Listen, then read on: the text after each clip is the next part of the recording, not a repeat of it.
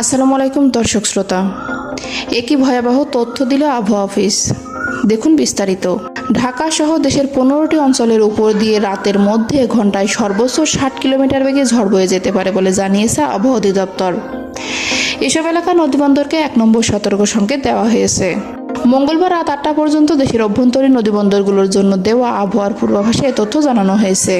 প্রিয় দর্শক, আমার এই ভিডিওটি যদি আপনার ভালো লেগে থাকে তাহলে লাইক, কমেন্ট ও শেয়ার করতে ভুলবেন না। আর সবার আগে এমন সব গুরুত্বপূর্ণ ভিডিও পেতে চাইলে আমার চ্যানেলটি অবশ্যই সাবস্ক্রাইব করে বেল আইকনটি বাজিয়ে রাখুন। ধন্যবাদ। এতে বলা হয়েছে টাঙ্গাইল, ময়মনসিংহ, ঢাকা, ফরিদপুর, মাদারীপুর, যশোর, কুষ্টিয়া, খুলনা, বরিশাল, পটুয়াখালী, নোয়াখালী, কুমিল্লা, চট্টগ্রাম, কক্সবাজার এবং সিলেট অঞ্চলের উপর দিয়ে পশ্চিম বা উত্তর পশ্চিম দিক থেকে ঘন্টায় 45 থেকে 60 কিলোমিটার বেগে বৃষ্টি বা বজ্রবৃষ্টি সহ অস্থায়ীভাবে ঝোড়ো হাওয়া বয়ে যেতে পারে। এসব এলাকার নদীবন্দরকে 1 নম্বর সতর্ক সংকেত দেখাতে বলা হয়েছে। সোমবার সন্ধ্যা পর্যন্ত তার আগের 24 ঘন্টায় দেশের সর্বোচ্চ 138 মিলিমিটার বৃষ্টিপাত রেকর্ড করা হয়েছে চট্টগ্রাম বিভাগের ফেনী জেলায়। দ্বিতীয় সর্বোচ্চ বৃষ্টি রেকর্ড করা হয়েছে চট্টগ্রামে 129 মিলিমিটার।